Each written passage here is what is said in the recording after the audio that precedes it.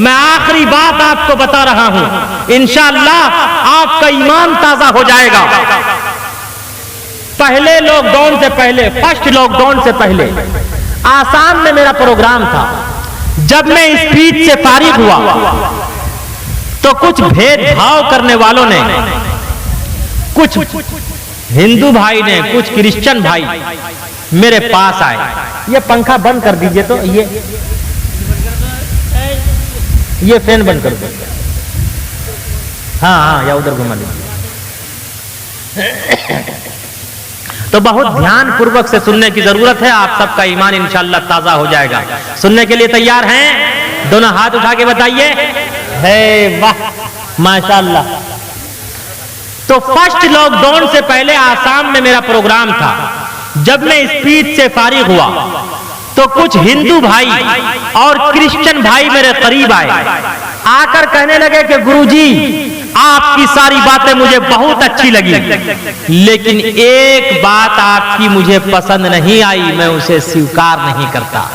मैंने कहा no problem, no tension, कोई टेंशन नहीं है, कोई दिक्कत नहीं है, लेकिन वो कौन सी बात है आप बताएं।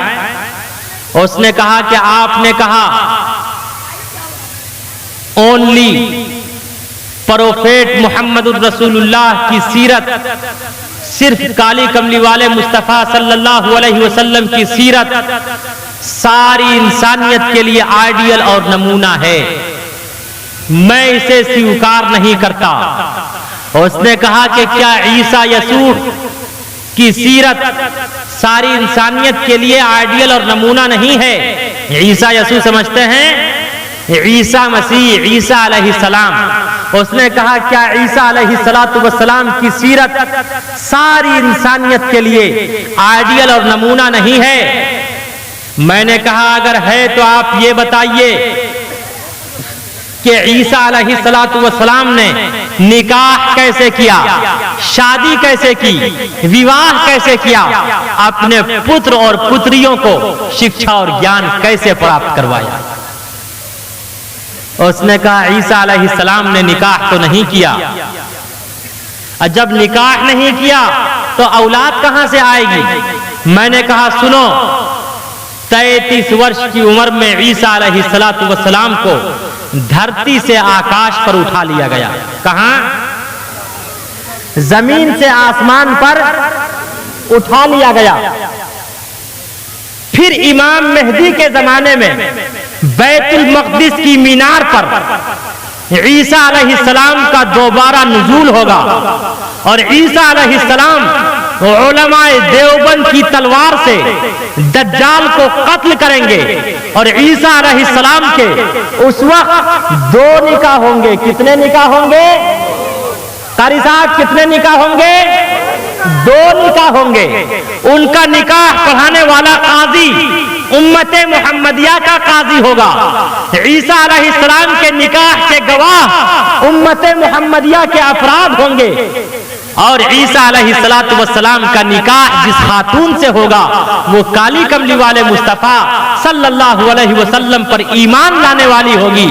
तो मैंने कहा खुद ईसा अलैहिस्सलाम की जिंदगी उस वक्त तक कामिल व अकमल नहीं होगी जब तक कि वो आप अलैहिस्सलाम के आइडियल को ना अपना ले। तो उसने फौरन मुझे चिढ़ाने के लिए कहा आप उस मोहम्मद की बात करते हैं, मोहम्मद ने सिर्फ शादियां ही तो की है, उसके सिवा और क्या किया? अंदाजा लगाओ मुसलमानों, अगर कोई आपसे कहे मोहम्मद ने सिर्फ शादियां ही तो की है, उसके सिवा और क्या किया है, आपको कितना गुस्सा आएगा, आप कितने जलाल में आएंगे, आप किस तरह बरहम होंगे, आप किस तरह लाल और पीले होंगे, आप कितने इमोशनल होंगे।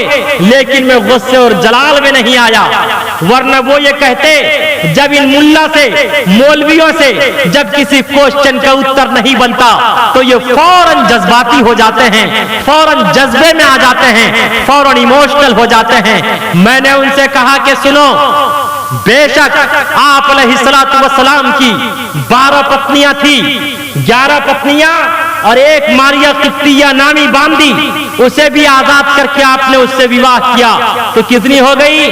मैंने कहा बेशक आप अलैहिस्सलातु वस्सलाम की 12 पत्नियां थी, तो आप अलैहिस्सलाम को अय्याश कहते, लेकिन आओ उठाओ महाभारत और पढ़ते चले जाओ। उष्टुरायस्य परवाहिनो वधूमन्तु दिविर्दशा दिव इस्माना उपसपरिशा यज्ञियं परचोच्छाम्यवं सतदुभूतो विवोचति पूर्वयं गतं कस्तदि विभारता है तस्मिन्नन्तरे मलीचाचार्य समन्विता महामद एकाधिय शिष्य शाखा समन्विता प्रथमः तारका चैव दीति दण्डमुच्यते तीति कुंडलाकारम चतुर्थार्थे चंद्रुका पंचबिंदु संयुक्त ओम जयोतियतिया। मैंने कहा उठाओ महाभारत और पढ़ते चले जाओ। श्री कृष्ण जी की 16,108 पत्नियां थी, जिनमें से 9 पत्नियों का नाम खुद महाभारत में मौजूद है। पहली पत्नी का नाम राधा था, दूसरी का नाम रुक्मणी था, तीसरी का नाम सत्याभामा था, चौथी का नाम सिर्फ सतिया था, पांचवी का नाम जंबावती था, छठी का नाम भद्रा था, सातवीं का नाम मतरावंदा था, आठवीं का नाम लक्ष्मणा था और नवी का नाम कालंदी था। अगर आप अलैहिस्सलाम की 12 पत्नियों की वजह से, 12 वाइफ्स की वजह से अगर आप अलैहिस्सलातु वस्सलाम को अय्याश और रंगीला रसूल कहते हो, तो बताओ तुम श्री कृष्ण जी को क्या कहोगे? लेकिन याद रखो, ये किसने कहा हम में तुम में लड़ाई होगी, ये बात तो किसी दुश्मन ने उड़ाई है। बेशक आप अलैहिस्सलातु वस्सलाम की कितनी पत्नियां थी, और ये भी यजुर्वेद में इसका तस्करा साफ वजाहत के साथ है। उष्टुरायस्य परवाहिनो वधूमन्तु दिविर्दशा, एक ऐसा पैगंबर आएगा, एक ऐसा अंतिम महापुरुष आएगा, उसकी सवारी ऊंटनी होगी और उनकी 12 पत्नियां होंगी। दिविर के माने 2, दश के माने 10, 10 और 2 कितने होते हैं? 12। बेशक आप अलैहिस्सलातु वस्सलाम की 12 पत्नियां थी। पहली पत्नी का नाम खदीजा था, दूसरी का नाम सौदा था, तीसरी का नाम आयशा था, चौथी का नाम हफ्सा था, पांचवी का नाम ज़ैनब बिनते खुज़ैमा था, छठी का नाम उम्मे सलमा था, सातवीं का नाम ज़ैनब बिनते जहश था, आठवीं का नाम जुवेरिया था, नवीं का नाम उम्मे हबीबा था, 10वीं का नाम सफिया था, 11वीं का नाम मैमूना था और 12वीं का नाम मारिया कित्तिया था। क्या था? अरे शेख तजम्मुल साहब, आप जा कहां रहे हैं?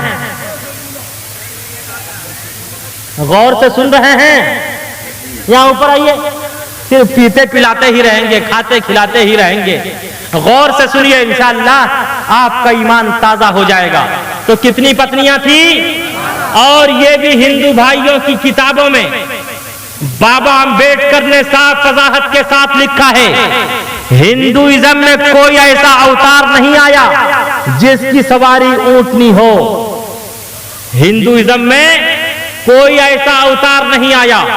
हिंदुइज्म में ऊंट का गोश्त, मीट, ऊंट का मिल्क यानी दूध, दोनों खाना पीना हराम है। बल्कि हिंदुइज्म का यह अकीदा है, अगर कोई ऊंटनी पर सवार होगा वो भ्रष्ट, काफिर और अत्याचार हो जाएगा। इससे स्पष्ट और क्लियर हो गया, ऊंटनी अगर किसी की सवारी थी तो किसकी सवारी थी? अरे आगे से पीछे तक बोलो, किसकी सवारी थी? दाई हलीमा जब लेने के लिए आई थी आप अलैहिस्सलातु वस्सलाम को, तो किस पर आई थी? ऊंटनी पर। वो ऊंटनी दुबली पतली कमजोर ऊंटनी थी, लेकिन जब आप अलैहिस्सलातु वस्सलाम उस पर सवार हुए तो वो ऊंटनी तेज रफ्तारी से चलने लगी थी, तेजी से चलने लगी थी ना। दुबली पतली दाई हलीमा की ऊंटनी, दुबली पतली दाई हलीमा की ऊंटनी दिखलाने लगी फिर बिजली सी तेजी। आमना का लाल जब सवार हो गया, आमना का लाल जब सवार हो गया, जिसको मेरे मुस्तफा से प्यार हो गया, जिसको मेरे मुस्तफा से प्यार हो गया, बागे जन्नत का वो हकदार हो गया, जिसको मेरे मुस्तफा से। जी नहीं भाई, मैं जवान आदमी हूं, मुझे आप इशा के बाद बैठा दीजिए, फजर की नमाज पढ़वा दीजिए, बस आपकी दुआएं चाहिए। पानी की जरूरत नहीं है, इसलिए कि मैं तो खुद पानी का भी पानी उतारने वाला। बस आप लोग, इसलिए कि 15 फरवरी से कोई तारीख मेरी आज तक खाली नहीं थी। अब जो है इंशाअल्लाह फिर रमजान है, रमजान में भी शब बेदारी होगी, इंशाअल्लाह दिन को रोजा रखा जाएगा। इंशाअल्लाह रमजान की बरकत से इंशाअल्लाह अब सारा बेड़ा पार हो जाएगा। और जो रोजा रखने वाले नहीं है वो तो अभी से कहते ओ हो गर्मी अभी से ही कितनी होने लगी। देखो जो रोजा रखने वाला नहीं, जिसका ईमान कमजोर है, वो अभी से ही कह रहा है अरे ओ हो गर्मी कितनी है, कहते हैं ना। तो बहुत गौर से सुनने की जरूरत है। तो उसने मुझसे क्या कहा, मोहम्मद ने सिर्फ शादियां ही तो की है। तो जब मैंने उनसे कहा आप अलैहिस्सलातु वस्सलाम के 12 निकाह की वजह से अगर आप अलैहिस्सलातु वस्सलाम को अय्याश और रंगीला रसूल कहते तो तुम बताओ श्री कृष्णा जी को क्या कहोगे। तो उसने फिर पलट कर वार किया, कहा तो आप ये बताइए मोहम्मद साहब ने 12 विवाह क्यों किया। मोहम्मद साहब ने, गौर से सुनिएगा आपका ईमान ताजा हो जाएगा। अरे देखिए चाय वाय वाला निजाम खत्म कीजिए। शेख तजम्मुल साहब, एक चाय वाले ने पूरे हिंदुस्तान को तबाह बर्बाद कर दिया, अब ये चाय का निजाम इस पूरे जलसे को तबाह करना चाहता है। भाई जब मैं चाय नहीं पी रहा हूं, मैं पानी नहीं पी रहा हूं, जब मेहमान ना पिए तो मेजबान पिएगा। बोलिए, मैंने शुरू में कहा आपसे मुलाकात हुई, ईद हो गई और उसके बाद फिर बकरीद, लेकिन ईद के मौके पर गला मिला जाता है और बकरीद के मौके पर अब आप लोग क्या करना चाहते हैं। तो इसलिए ये चाय वाय के निजाम को खत्म कीजिए। अभी चंद मिनट की बात है, फिर अंधेरी रात। बहुत गौर से सुनने की जरूरत है, आपका ईमान ताजा हो जाएगा। तो उसने मुझसे कहा आप ये बताइए मोहम्मदुर रसूलुल्लाह ने, प्रोफेट मोहम्मद ने 12 निकाह क्यों किया। और ये फैजाने देवबंद था। उस वक्त इस क्वेश्चन का उत्तर मेरे कल्ब पर अवतरित हुआ। ये फैजाने देवबंद था। मैंने कहा बेशक आप अलैहिस्सलातु वस्सलाम ने कितने विवाह किए, आगे से पीछे तक बोलो। मैंने कहा दुनिया का कोई भी मनुष्य किसी भी खातून से विवाह करेगा, निकाह करेगा, तो खुदा की कसम वो इन्हीं 12 खवातीन में से कोई न कोई खातून से विवाह करेगा। कोई भी वो इन्हीं खातून में से करेगा। वो या तो कंवारी होगी, शादीशुदा होगी, या मुतल्लका होगी। कितने हुए, बोलिए आगे से पीछे तक, तब मैं समझूंगा कि आप समझ रहे हैं। भाई दुनिया का कोई मनुष्य किसी भी खातून से विवाह करेगा तो वो इन्हीं 12 खवातीन में से कोई ना कोई खातून होगी। वो कंवारी होगी, शादीशुदा होगी, या मुतल्लका होगी। कितने हुए, आगे से पीछे तक बोलो। अमीर होगी या गरीब होगी। कितने हुए, 5। उम्र में छोटी होगी या बड़ी होगी। कितने हुए, उसका ताल्लुक उसी की बिरादरी से होगा या उसकी बिरादरी से नहीं होगा। कितने हुए, वो पहले से मुस्लिम होगी या नॉन मुस्लिम होगी। कितने हुए, वो मेड सर्विस होगी, बांदी होगी, आजाद करने के बाद आपने उससे निकाह किया होगा। कितने हुए, बेशक आप अलैहिस्सलातु वस्सलाम ने 12 विवाह किया, लेकिन आप अलैहिस्सलातु वस्सलाम ने अपने 12 विवाह के जरिए सारी इंसानियत और मानवता को मोहब्बत और प्रेम का संदेश और आदेश दिया कि अगर तुम्हारा निकाह किसी ऐसी खातून से हो जो कंवारी हो, उसके साथ जीवन उसी तरह बिताना जिस तरह मैंने बिताया। अगर तुम्हारा निकाह किसी ऐसी खातून से हो जो शादीशुदा हो, उसके साथ जीवन उसी तरह बिताना जिस तरह मैंने बिताया। अगर तुम्हारा निकाह किसी ऐसी खातून से हो जो मुतल्लका हो, उसके साथ जीवन उसी तरह बिताना जिस तरह मैंने बिताया। अगर तुम्हारा निकाह किसी ऐसी खातून से हो जो अमीर हो, उसके साथ जीवन उसी तरह बिताना जिस तरह मैंने बिताया।